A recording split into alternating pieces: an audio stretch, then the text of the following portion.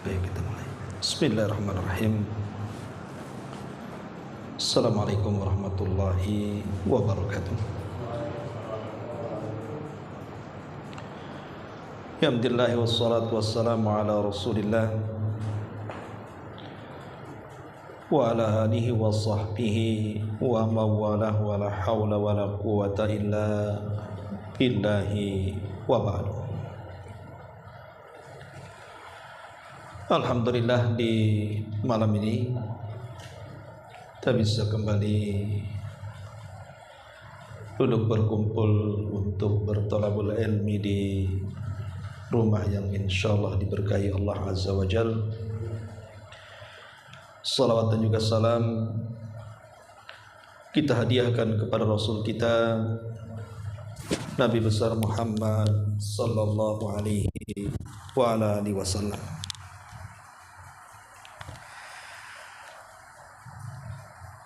Biasa kita mengkaji kitab Tauhid karena ini bertepatan dengan bulan Rajab,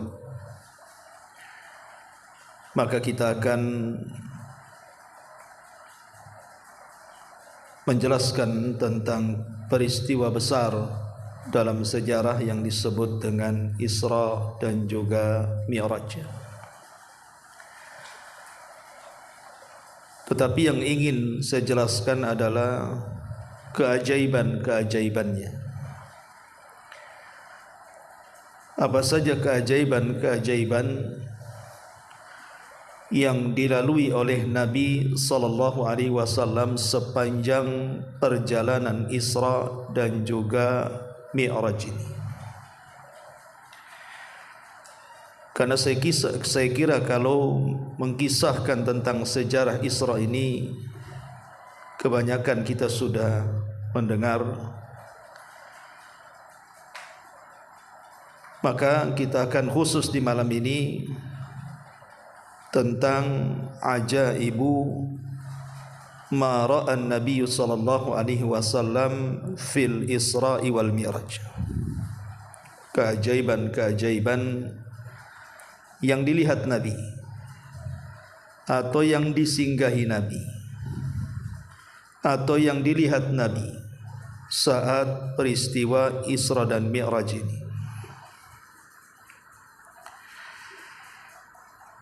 Pertama, Nabi SAW saat peristiwa ini diperlihatkan dunia seperti bentuk seorang kakek yang sudah sepuh. Jadi saat perjalanan beliau dari Baitullah Al-Haram menuju Baitul Maqdis, maka Nabi SAW diperlihatkan dunia, tapi dalam bentuk seorang kakek yang sudah sepuh sekali, menunjukkan bahwa dunia ini adalah tempat yang fana, bukan yang abadi. Karena kita tahu bahwa sepanjang-panjangnya umur dunia itu pasti ada batasnya. Umur apa saja, baik kita manusia, berapalah panjang umur manusia itu, pasti ada batas umurnya, pasti mengalami kematian. Secanggih apapun bangunan yang kita bangun juga pasti ada rusaknya.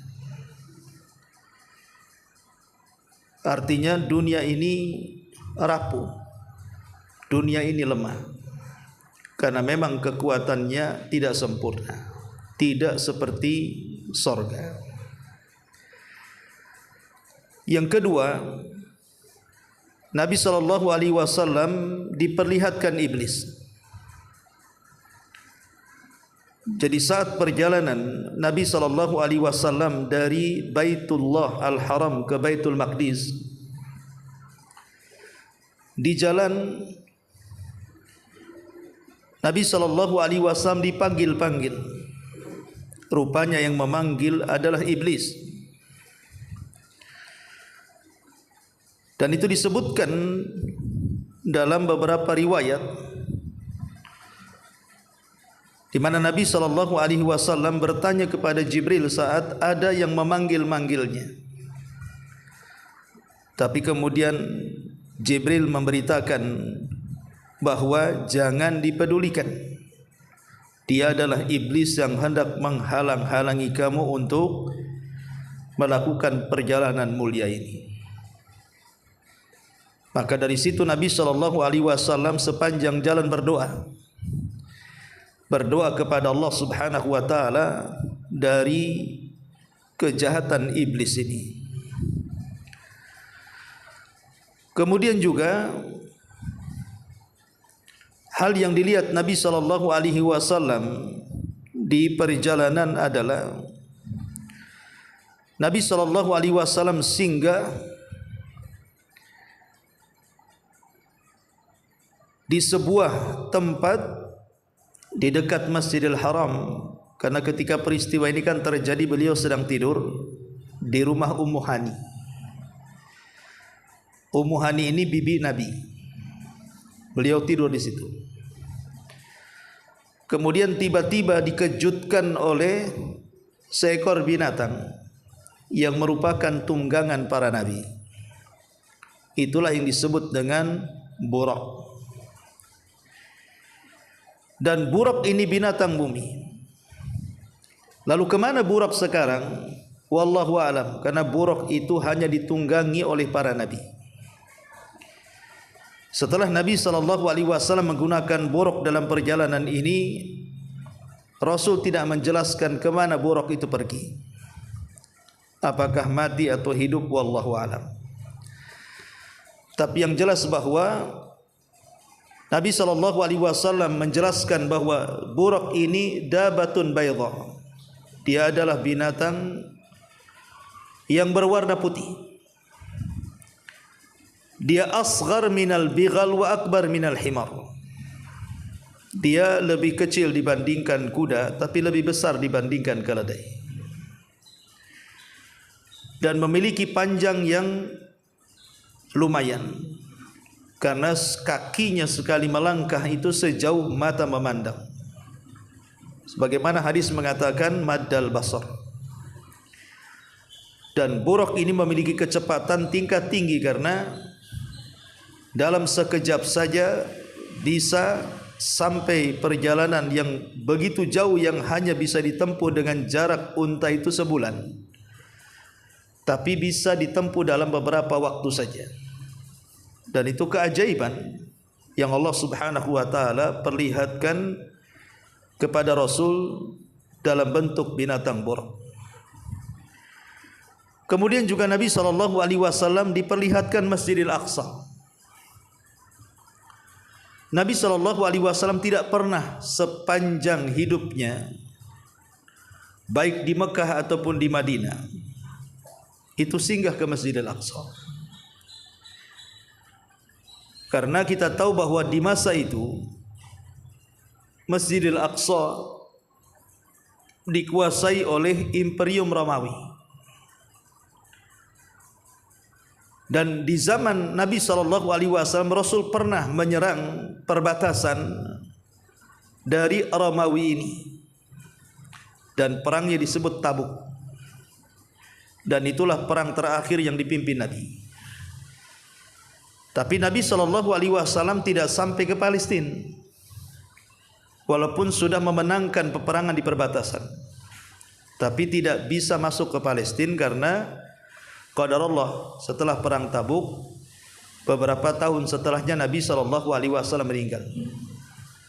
Tapi Rasul sudah mempersiapkan pasukan untuk menyerang orang-orang Romawi yang dipimpin oleh cucu angkatnya, Usama ibn Zaid. Belum lagi diberangkatkan, Rasul meninggal. Dan baru diberangkatkan di zaman Abu Bakar Siddiq radhiyallahu anhu dan mengalami kemenangan. Artinya Nabi SAW sepanjang hayatnya tidak pernah ke Baitul Maqdis, kecuali dalam peristiwa ini. dalam peristiwa Isra Mi'raj. Nabi SAW belum betul-betul singgah di Baitul Maqdis, di Masjidil Aqsa yang kita kenal hari ini. Karena dari masjid inilah Nabi SAW melakukan perjalanan yang disebut dengan Mi'raj. Karena Isra itu artinya berjalan di malam hari. Kalau Mi'raj itu artinya naik. Jadi kalau digabungkan Isra dan Mi'raj ini menjelaskan dua peristiwa. Perjalanan dari Masjidil Haram ke Aqsa disebut Isra. Dari Aqsa ke Sidratil Muntaha disebut Mi'raj. Makanya kalau digabung Isra dan Mi'raj. Lah dengan menginjakkan kaki Nabi SAW di Masjidil Aqsa, ini juga merupakan keajaiban Masjidil Aqsa yang diakui oleh Islam, bahkan memiliki keutamaan setelah Masjidil Haram dan setelah Nabawi. Karena orang yang salat di Masjidil Haram itu sama dengan 100.000 kali salat di masjid yang lainnya. Orang yang salat di Masjid Nabawi sama dengan 1.000 kali salat di masjid yang lainnya. Dan di Masjidil Aqsa ada dua riwayat.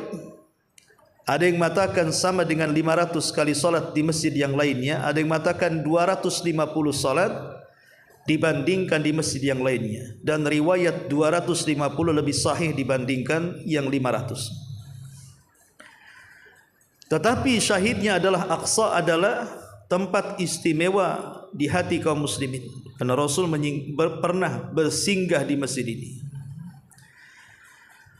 Kemudian juga keajaiban yang lainnya, Nabi SAW diperlihatkan para malaikat, diperlihatkan para nabi. Jadi para nabi diperlihatkan oleh Allah kepada Nabi SAW, mereka sedang bersaf-saf di Masjidil Aqsa, menunggu untuk salat. Dan Nabi SAW menjadi imam bagi mereka. Jadi Nabi SAW menjadi imam dan di belakangnya para nabi. Bagaimana caranya? Ya, ini kuasa Allah Subhanahu wa taala. Walaupun para nabi sudah meninggal, jasad mereka berada di dalam tanah. Tapi ingat, jasad para nabi tidak dimakan tanah. Kalau kita gali jasad para nabi, mereka akan utuh sampai hari ini.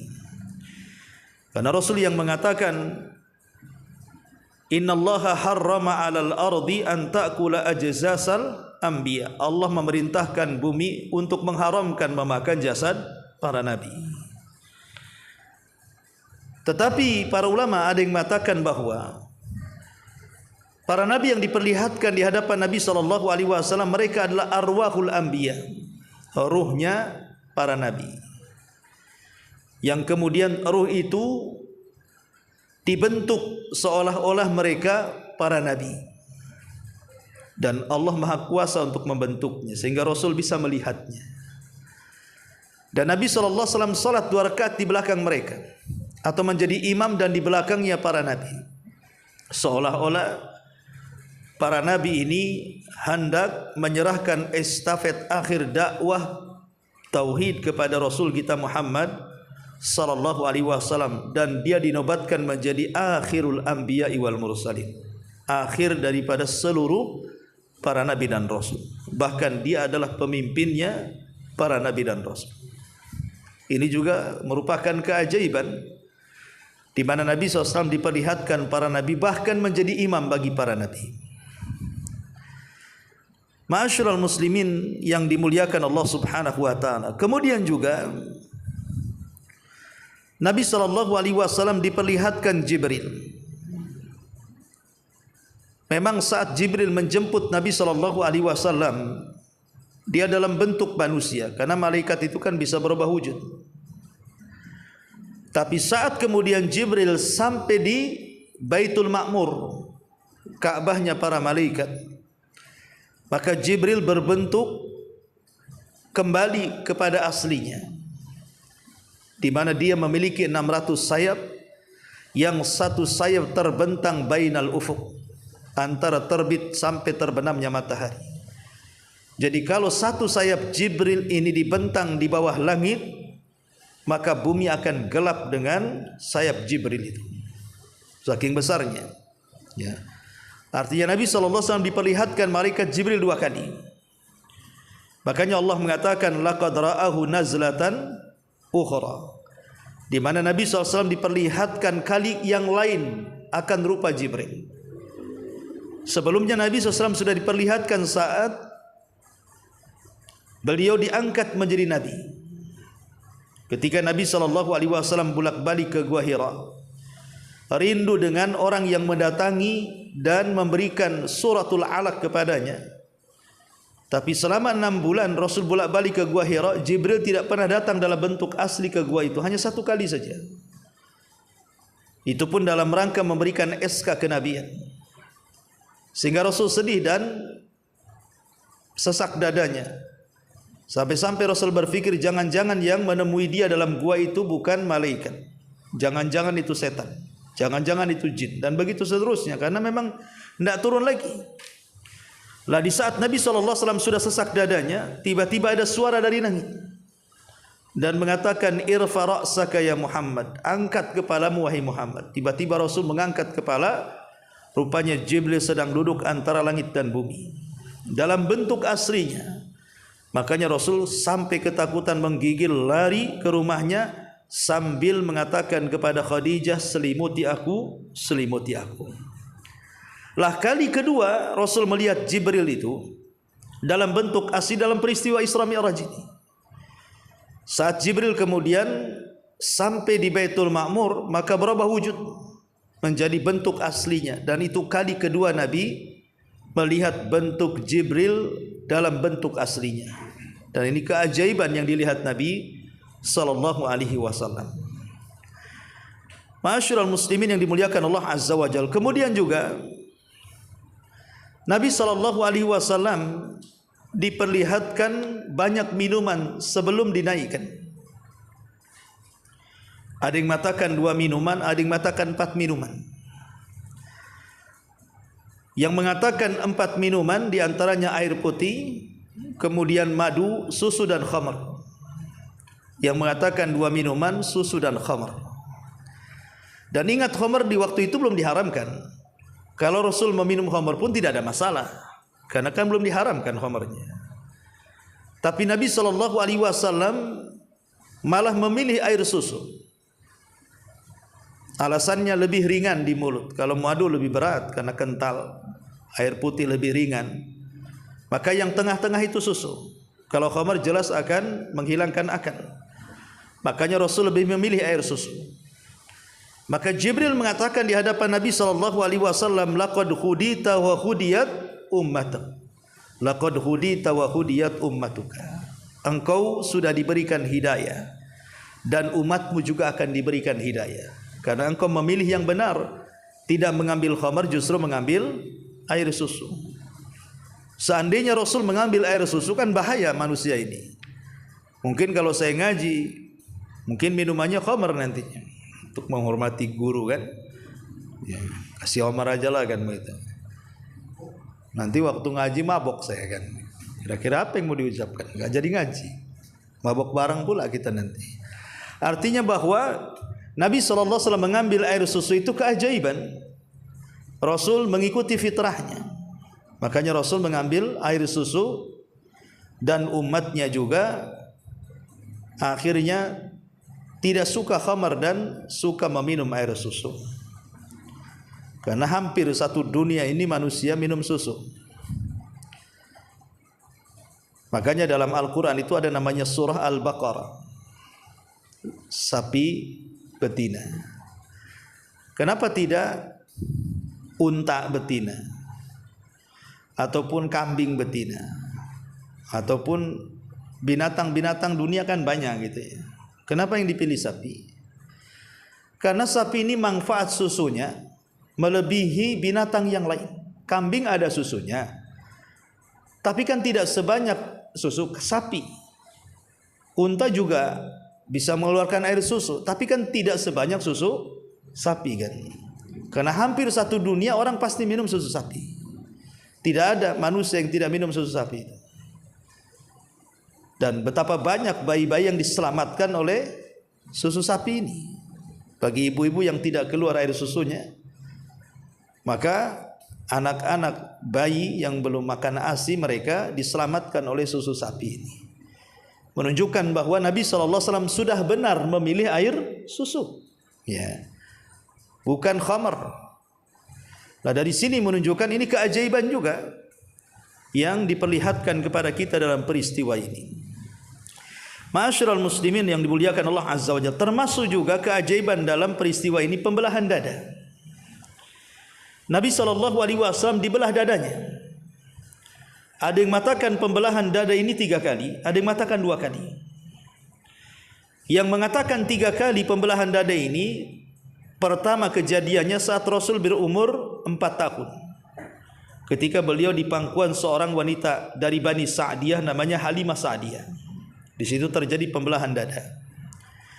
Kemudian yang kedua saat di Gua Hira, ketika Nabi SAW didatangi Jibril, kemudian diturunkan suratul Al-Alaq ayat 1 sampai 5. Kemudian yang ketiga dalam peristiwa Isra Mi'raj ini terjadi pembelahan dada yang ketiga. Tapi sebagian ulama sejarah mengatakan pembelahan itu cuma 2 kali. Pertama di rumah Halimah Sa'diyah di usia 4 tahun, dan yang kedua dalam peristiwa ini, dalam peristiwa Isra dan Mi'raj. Kenapa adapun di rumah Halimah Sa'diyah, kenapa dibelah dada kemudian dibersihkan dada Rasul? Karena dia calon Nabi. Jangan sampai masa tumbuh beliau remaja, dewasa sampai diangkat menjadi Nabi ada cacat. Nanti kalau dia betul-betul jadi Nabi, nanti diungkit masa lalunya. Kalau bahasa sekarang itu ada namanya memori digital gitu ya. Digital masa lalu. Sehingga karena dia calon seorang Nabi, maka jangan sampai kemudian ketika masa tumbuhnya remaja dewasa, jangan ada cacat. Makanya dibersihkan hatinya, karena setiap keburukan itu tumbuh dari hati. Makanya ketika Rasul diangkat jadi Nabi, tidak ada yang mencacati kehidupan beliau. Tidak ada yang mengungkit kehidupan beliau. Kalau antum yang jadi Nabi, ya mungkin orang bongkar aib antum kan itu. Alah dulu itu tukang mabuk, sekarang pula ngaku jadi Nabi. Gitu. Saya tahu tuh orang itu tuh. Kecilnya saya tahu kok berani kali dia ngaku jadi Nabi. Kan jadi tercacati gitu ya. Adapun dalam peristiwa Isra Mi'raj, kenapa dibelah dada? Karena dia akan menghadapi dan melihat peristiwa-peristiwa yang manusia tidak bisa melihatnya. Bukan tidak bisa dilihat, tapi peristiwa yang dilihat Rasul di langit itu bukan sesuatu yang biasa. Menembus langit, melihat para nabi, melihat neraka, surga, macam-macam kan gitu ya. Maka perlu kejernihan hati. Makanya dibersihkan dadanya. Karena dia akan melihat kebesaran-kebesaran Allah Subhanahu wa taala. Harus dilihat dengan kejernihan hati. Makanya Allah mengatakan dalam surah Al-Isra ayat 1 sampai 2 itu, linuriyahu min ayatina, agar kami memperlihatkan kelak pada peristiwa ini ayat dan tanda-tanda kebesaran kami. Subhanalladzi asra bi abdihi lailan minal masjidil haram ilal masjidil aqsa alladzi barakna haulahu linuriyahu min ayatina, agar kami memperlihatkan tanda-tanda kebesaran ayat-ayat kami. Jadi Nabi ini juga peristiwa keajaiban. Dalam peristiwa ini terjadi pembelahan dada Nabi SAW. Ada juga yang mengatakan bahwa sepanjang perjalanan dari Masjidil Haram ke Aqsa ini, Nabi juga disinggahkan di beberapa tempat. Di antaranya kelahiran Isa bin Maryam. Dalam bahasa Arab disebut Baitul Lahmin, atau orang-orang barat mengatakan Bethlehem namanya. Rasul singgah di Bethlehem. Kemudian juga Nabi SAW singgah di Bukit Tur. Bukit Tur itu bukit di mana Nabi Musa mendapatkan mandat Taurat. Turun Taurat di tempat suci ini. Ada yang mengatakan Rasul juga singgah di situ. Dan ini juga sebuah keajaiban yang dilihat Nabi sallallahu alaihi wasallam. Baik, kemudian keajaiban dalam peristiwa Mi'raj. Dalam peristiwa tadi kan dalam peristiwa Isra ya. Adapun dalam peristiwa Mi'raj, Tentu keajaiban yang sangat ajaib adalah Nabi SAW bisa naik ke lapisan-lapisan langit. Tidak ada manusia yang bisa menembus langit. Sampai hari ini, sejak zaman Nabi Adam, sampai hari ini yang teknologinya semakin canggih. Bahkan tidak terbayangkan kecanggihannya bagi orang-orang yang hidup 100 tahun sebelumnya. Akan terjadi zaman seperti ini. Mungkin di zaman kuno dulu nggak kebayangkan ada besi terbang, ada besi bisa berlayar di lautan. Orang menganggapnya tenggelam lah, atau menganggapnya jatuh. Ada mobil dan yang semacamnya. Boleh jadi kalau orang-orang kuno itu hidup di zaman sekarang, mungkin mereka akan terbelalak melihat teknologi yang canggih semacam hari ini. Tapi secanggih-canggihnya teknologi, walaupun sudah ditemukan jet dan yang semacamnya, belum ada ceritanya orang bisa menembus langit. Belum ada. Walaupun adalah, taruhlah kisah-kisah barat yang hendak mengelabui kaum muslimin dan manusia-manusia yang lainnya tentang kisah Neil Armstrong yang bisa naik ke bulan, ya kan, sampai kemudian menjadi bahan olokan orang-orang barat itu kepada kita kaum muslimin. Orang sudah sampai ke bulan, kalian masih belajar cerita wudu, tayamum, toharoh, darah haid. Kapan majunya? Sampai ada cerita yang seperti itu. Orang udah sampai bulan kok, kalian kok masih belajar ikro aja, belajar makhraj aja kan. Sebenarnya Neil Armstrong itu tidak ada apa-apanya dibandingkan Nabi. Neil Armstrong kan cuma sampai di bulan. Iya, kalau betul ceritanya sampai bulan. Ini pun masih dipertanyakan karena menjadi perselisihan orang-orang yang pakar-pakar atau ilmuwan antariksa tentang apakah betul Neil Armstrong itu sampai ke bulan. Maksudnya kan itu kan kejadiannya kan sudah lama. Maksudnya pesawat yang ditunggangi Neil Armstrong itu kan tidak secanggih pesawat sekarang. Kononnya itu kan 3 pesawat itu. Jadi pesawatnya lepas 1, masih ada 2, nanti terbang tinggi lepas lagi 1, tinggal 1. Kemudian baru ke bulan. Di bandara mana dia mendarat? Kepada bandara di sana. Gimana cara mendaratnya? Kalau kehabisan bensin di pom bensin, mana dia ngisi? Ya. Kemudian macam mana pula turunnya? Kemudian katanya di ruang antariksa di bulan sana tidak ada oksigen. Tapi kenapa kemudian bendera ditancapnya pula goyang-goyang, benderanya kayak ketiup angin? Sehingga ada orang yang mengatakan jangan-jangan dia berada di sebuah padang pasir kemudian meletakkan bendera, tak sadar ada angin sehingga berkibar-kibar tuh benderanya. Gimana nggak ada oksigen kok bisa bergoyang-goyang? Ya namanya orang nggak ada angin ya diam saja lah kan gitu ya. Tapi kenapa kemudian seperti itu sehingga akhirnya menjadi bahan ceritaan para ilmuwan-ilmuwan itu. Betul tak Neil Armstrong itu sampai ke bulan? Oke lah kita percaya Neil Armstrong itu sampai ke bulan. Tapi bulan ini letaknya di mana? Bulan ini letaknya di bawah langit ataukah di atas langit? Karena langit itu kan bentuknya bangunan. Karena Allah yang mengatakan was-sama banainah, dan langit itu kami bangun. Berarti langit itu dalam bentuk bangunan.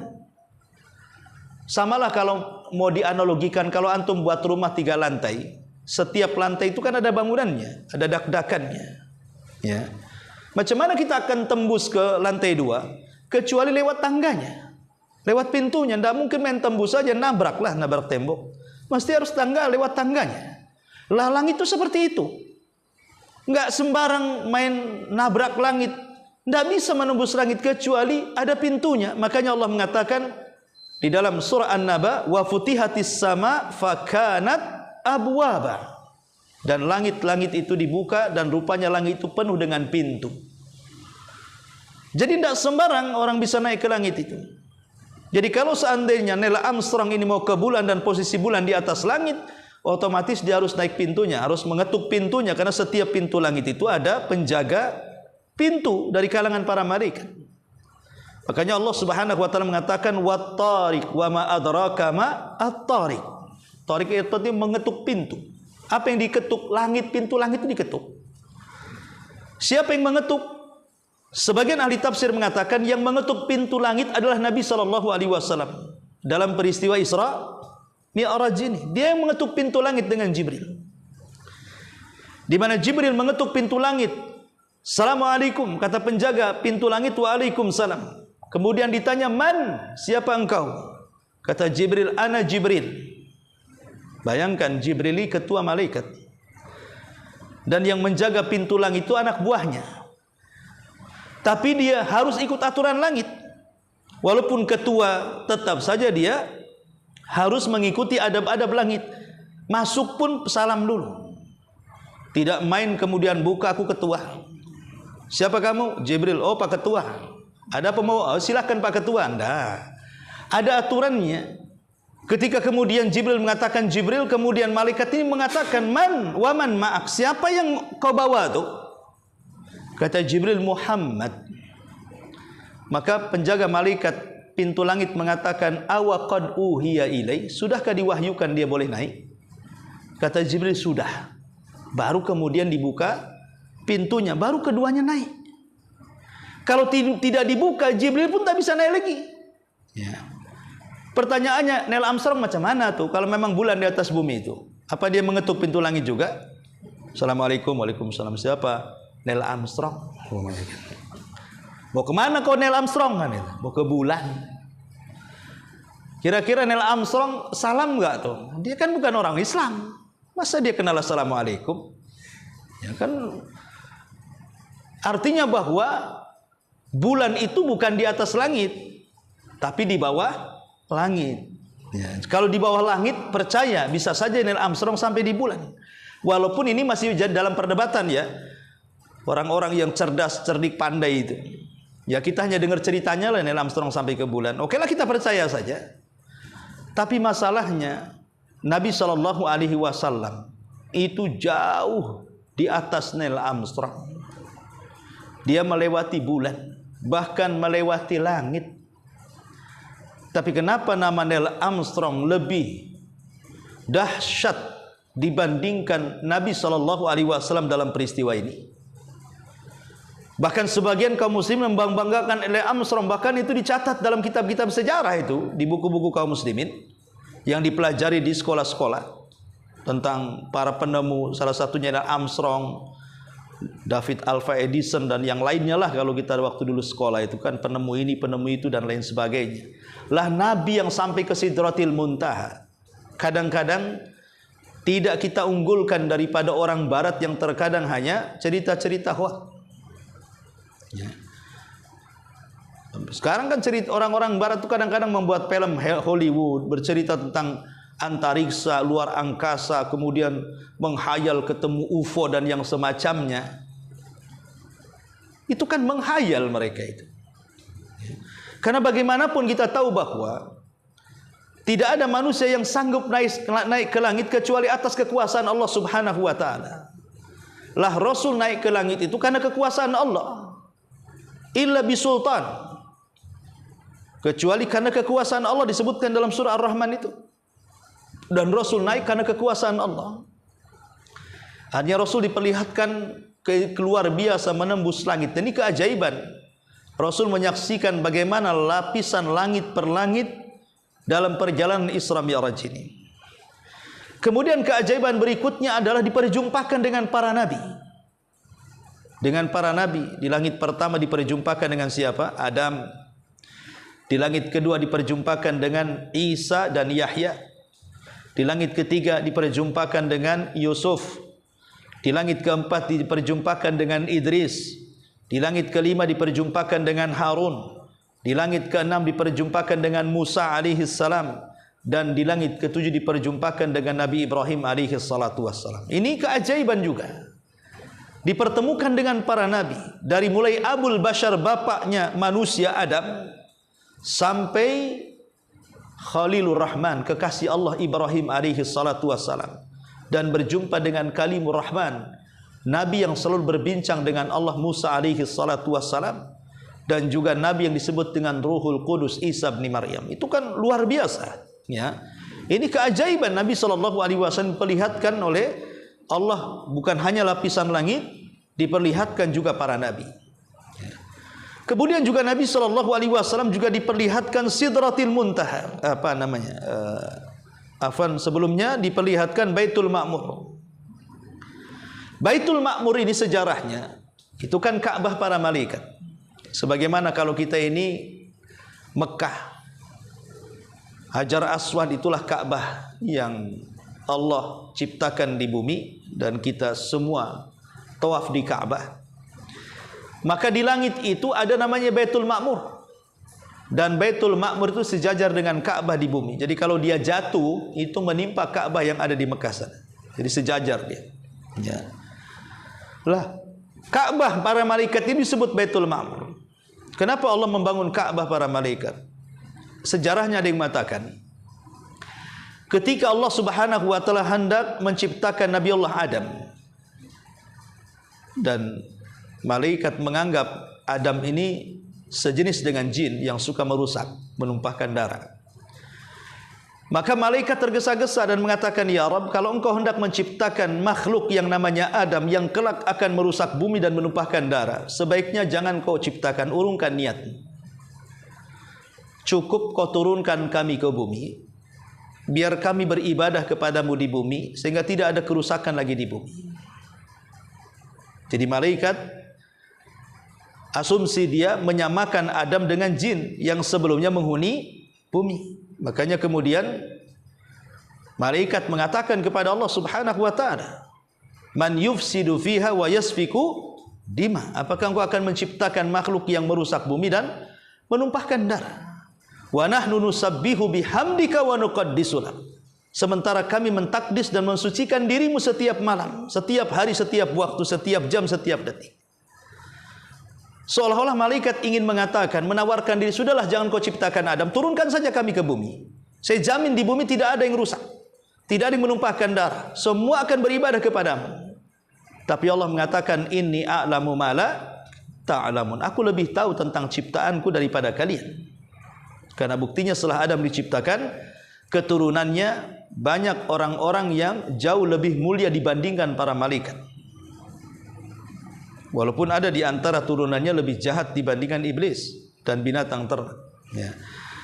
Tapi yang jelas bahwa karena malaikat tergesa-gesa menawarkan diri sebelum Allah menciptakan Adam karena ingin semangat ibadahnya, disitulah Allah Subhanahu wa taala menciptakan Baitul Ma'mur. Kalau kalian memang semangat ibadah baik, aku akan ciptakan Baitul Ma'mur kepada kalian. Tawaflah kalian setiap hari di situ.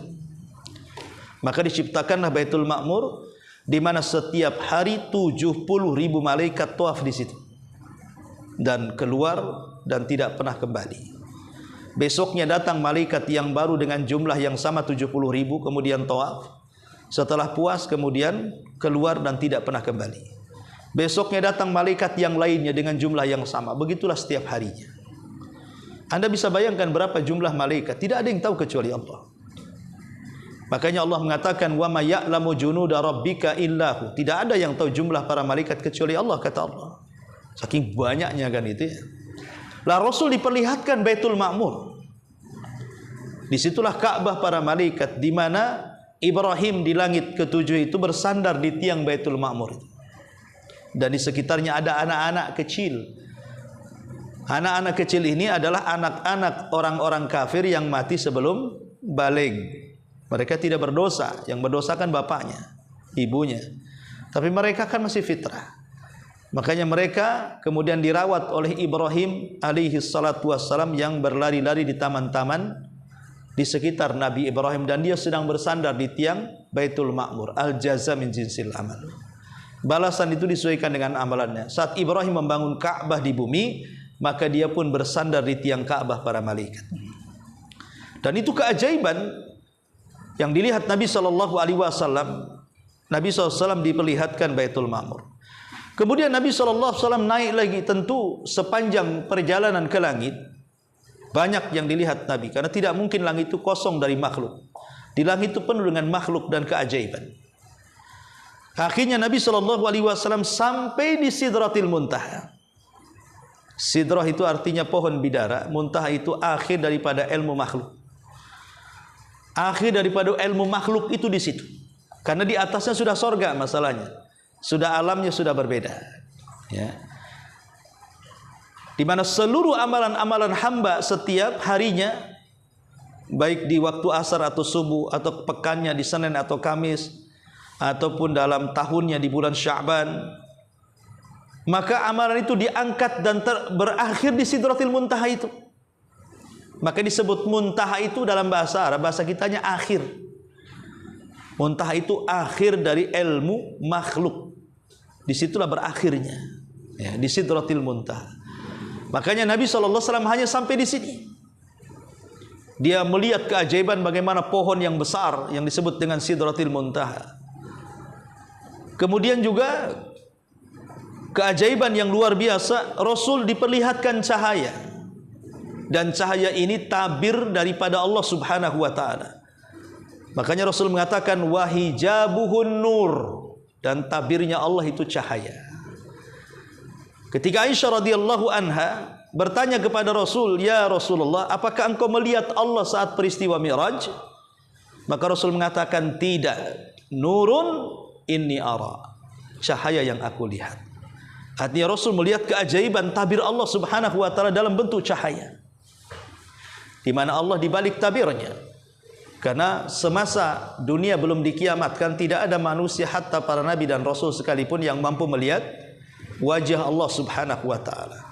Allah itu hanya dilihat kelak setelah kita masuk surga. Dan itu bagian daripada ziyadah, tambahan nikmat, bahkan lebih nikmat dari seluruh nikmat yang ada di surga. Ru'yatullahi azza wa jal. Kita bisa memandang Allah azza wa jal. Kemudian keajaiban juga, Rasul bisa mendengar langsung kalamullah tanpa perantara Jibril. Sementara ini kan Jibril yang menyampaikan perintah. Jibril turun ke bumi dan mengatakan, "Ya Muhammad, Allah perintahkan ini, Allah perintahkan itu. Ya Muhammad, Allah larang ini, Allah larang itu. Ya Muhammad, Allah haramkan ini, haramkan itu. Ya Allah, ya Muhammad, Allah sunahkan ini, Allah sunahkan itu." Jadi sementara ini seluruh perintah, baik yang bersifat wajib atau sunnah, seluruh larangan baik yang bersifat haram ataupun makruh, itu Jibril turun memberitahu Nabi SAW dalam bentuk wahyu. Tetapi ini langsung berhadapan masalahnya, tanpa perantara. Di mana Nabi SAW langsung bicara dengan Allah, dan Allah bicara dengan Nabi SAW di balik tabirnya. Dan inilah keajaiban, karena tidak semua para nabi dan rasul yang langsung diajak bicara. Dari seluruh para nabi dan rasul yang pernah diajak bicara tanpa perantara itu cuma 3. Pertama, Nabi Adam di sorga. Yang kedua, Nabi Musa alaihi salatu wassalam di Bukit Tursina. Dan yang ketiga, Rasul kita Muhammad SAW dalam peristiwa Mi'raj di Sidratil Muntaha. Inilah nabi yang pernah diajak bicara langsung tanpa penerjemah. Makanya nabi-nabi ini disebut Kalimur Rahman. Nabi-nabi yang pernah diajak bicara Allah. Walaupun kalimat Kalimur Rahman ini lebih disematkan kepada Nabi Musa. Musa itu disebut Kalimur Rahman karena dia lebih banyak berdialog dengan Allah dibandingkan Rasul kita Muhammad. Tapi Rasul juga pernah berdialog tanpa penerjemah. Adam juga sama. Tapi kalimat Kalimur Rahman lebih banyak disematkan kepada Nabi Musa, sama dengan kalimat Khalilur Rahman, kekasih Allah. Rasul juga kekasih Allah. Tetapi laqab ini lebih banyak disematkan kepada Ibrahim. Ibrahim Khalilur Rahman, Musa Kalimur Rahman. Ya. Dan ini juga keajaiban yang dirasakan Nabi SAW dalam peristiwa ini. Kemudian juga Nabi SAW juga diperlihatkan sorga, bahkan masuk lagi dalam sorga. Dan ini keajaiban luar biasa loh, Rasul bisa masuk ke dalam sorga. Sampai di dalam sorga itu Nabi menyaksikan banyak peristiwa. Di antaranya Rasul mencium bau Masyitah. Masyitah ini seorang wanita yang pernah menjadi tukang sisir putri Fir'aun. Ketahuan imannya kepada agama Musa, akhirnya digoreng hidup-hidup dan keluarganya. Makanya sebagai balasannya di sorga, dia memiliki harum yang luar biasa sampai kecium Nabi. Sampai Nabi mengatakan, "Ya Jibril, ini harum siapa?" Maka Jibril mengatakan itu harumnya Masyitatu bintu Fir'aun, ibnatu Fir'aun. Kemudian juga Nabi SAW diperdengarkan suara terompah, suara sandal yang sedang berjalan, tapi tidak ada orangnya, hanya sandalnya saja. Ketika ditanya itu sandal siapa kok sampai ke sorga, maka Jibril mengatakan itu sandalnya Bilal ibn Rabah. Makanya ketika peristiwa ini usai, Rasul memanggil Bilal dan mengatakan, ya Bilal, inni sami'tu khasataka fil jannah, madza tasna? Bilal, aku mendengar suara terompahmu di sorga. Amalan apa yang kau lakukan sebenarnya?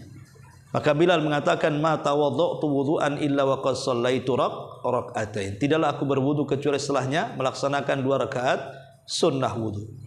Karena Bilal itu dalam biografinya dikenal orang yang menjaga kesucian. Batal wudu, wudu lagi. Batal lagi, wudu lagi. Batal lagi. Pokoknya dia berusaha suci.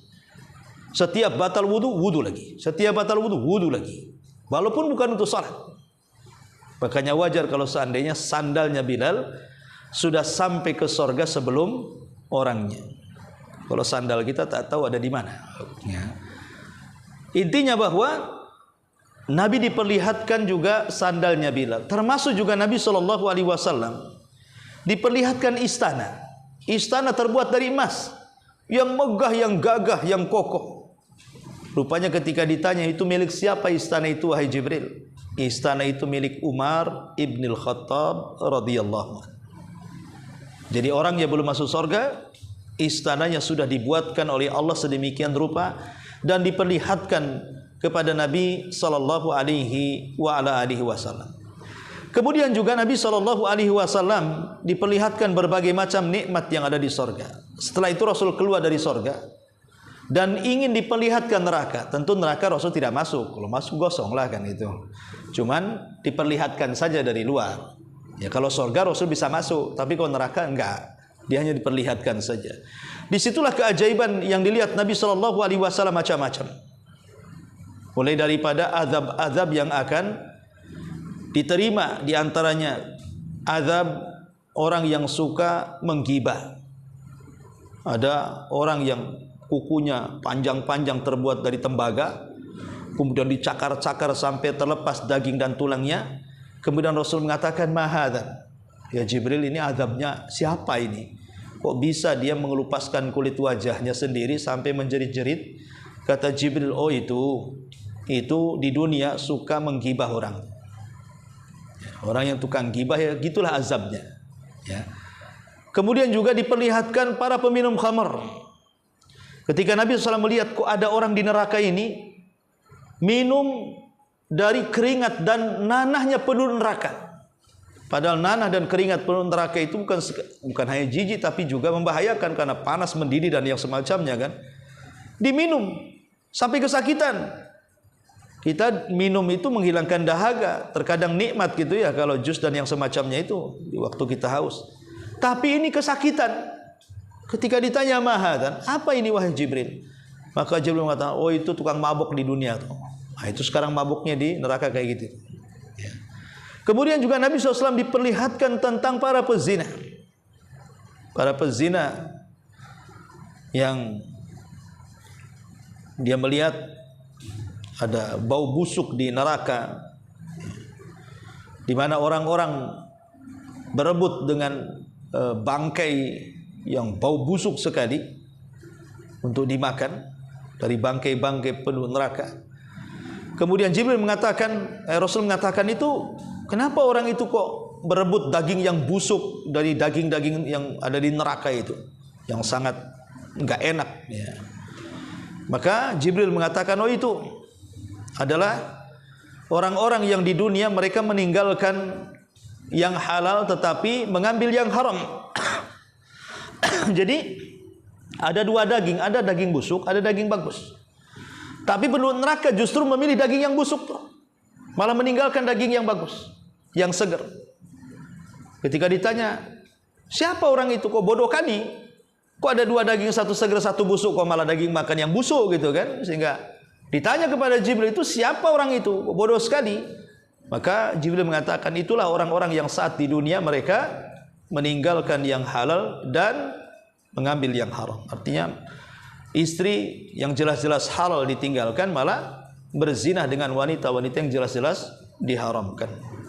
Termasuk juga diperlihatkan tentang orang yang tidak mau menunaikan zakat, ataupun orang-orang yang berbicara dengan pembicaraan yang yang menyesatkan orang, ya. Termasuk juga Nabi SAW bicara soal khutabaul fitnah, para dai yang menyesatkan orang. Karena Rasul melihat ada orang di neraka itu yang lidahnya menjulur dipotong. Nanti tumbuh lagi lidah baru. Ditarik lagi, dipotong lagi. Nanti tumbuh lagi lidah baru. Terus seperti itu. Jadi Jibril ditanya, itu siapa? Kenapa kau nasibnya kayak gitu kali? Maka Jibril mengatakan, oh itu para khatib. Para khatib, para dai, para khutbah. Saat di dunia dia tidak pernah berdakwah kepada yang hak, malah menyesatkan manusia. Nah, itulah hukumannya kayak gitu. Ya. Intinya bahwa Nabi SAW betul-betul diperlihatkan berbagai macam peristiwa-peristiwa selama peristiwa Isra dan Mi'raj. Diperlihatkan penjaga neraka Malik, ya kan? Diperlihatkan di sorga juga Nahrul Kautsar, telaga Kautsar yang Allah mengatakan inna a'tayna kal kautsar. Kemudian juga diperlihatkan dua sungai yang aliran sungainya, airnya dari sorga, sungai Nil dan Efrat, ya. Kalau sekarang Nil dan Efrat gitu ya.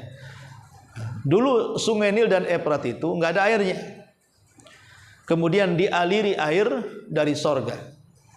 Ya, tapi asalnya dari sorga. Kalau sekarang ya airnya bukan air sorga lagi. Itu kan asal muasalnya. Sama dengan manusia asal muasalnya dari tanah.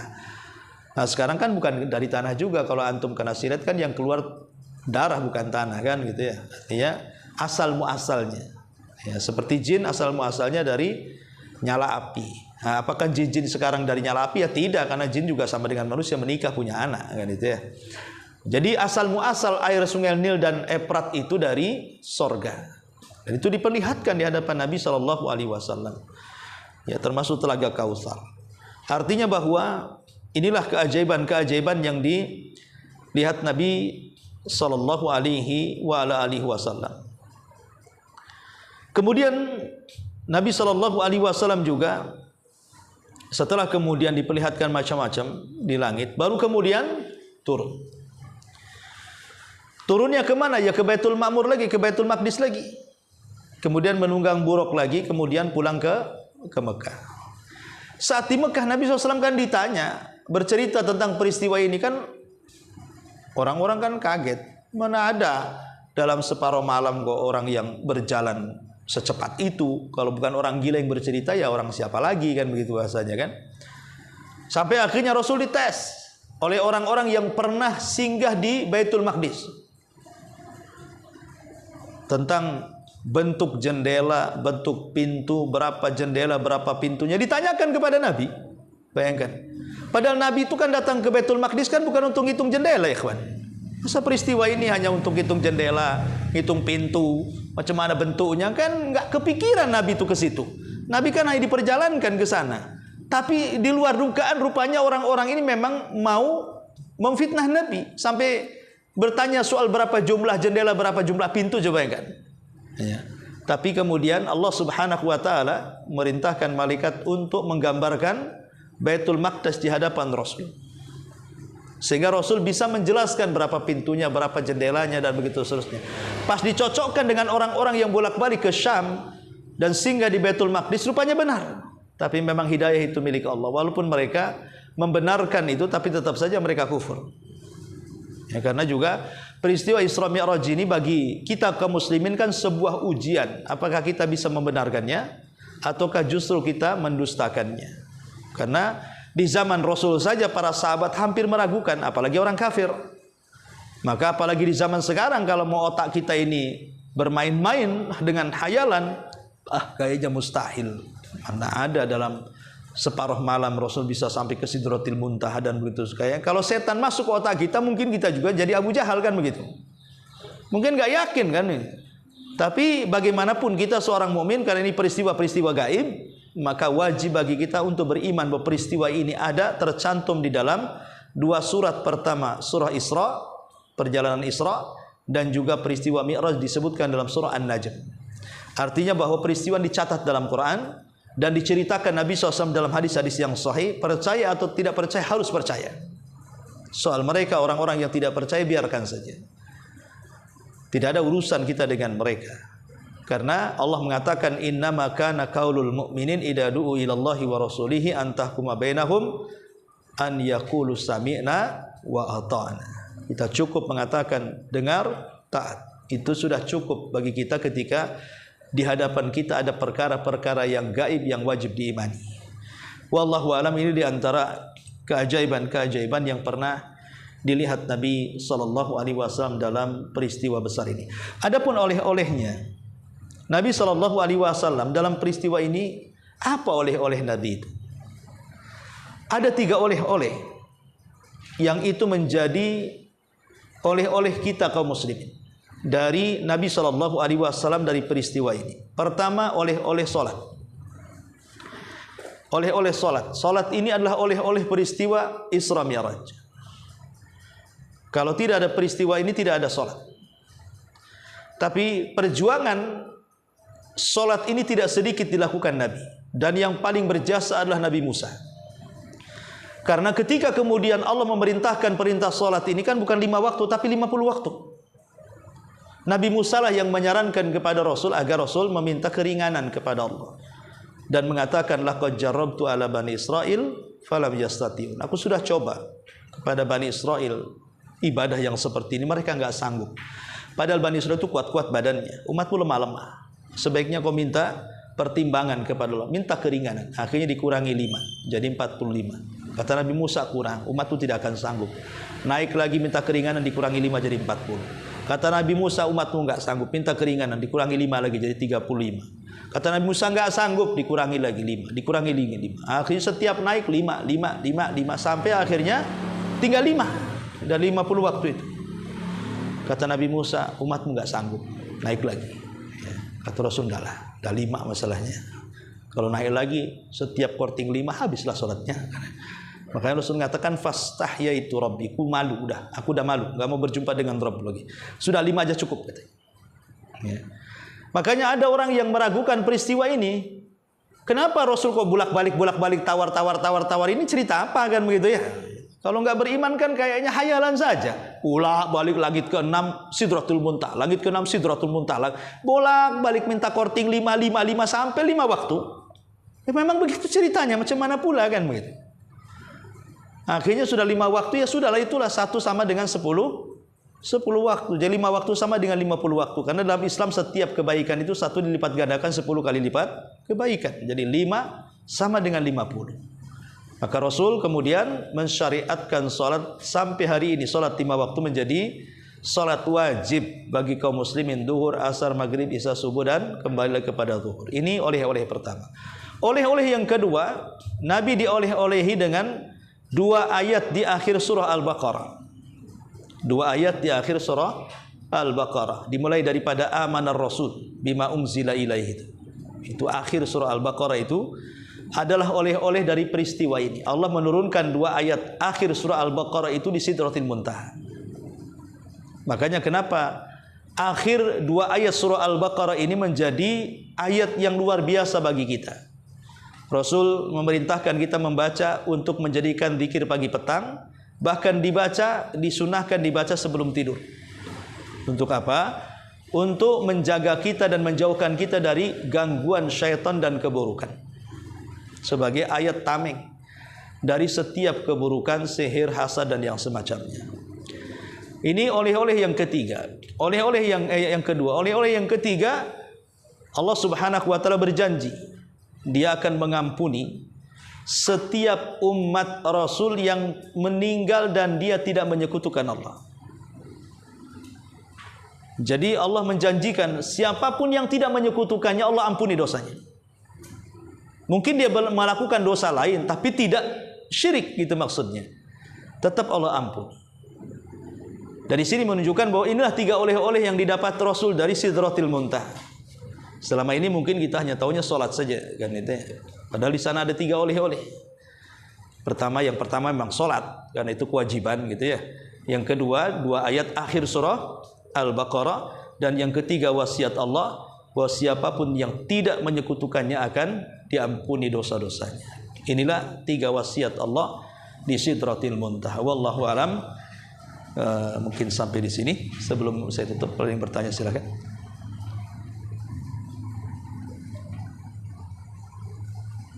Ada? Baik, sudah ngantuk. Subhanallah bihamdika, asyhadu an la ilaha illa anta astaghfiruka wa atubu ilaik. Allahu ta'ala alam. Assalamualaikum warahmatullahi wabarakatuh.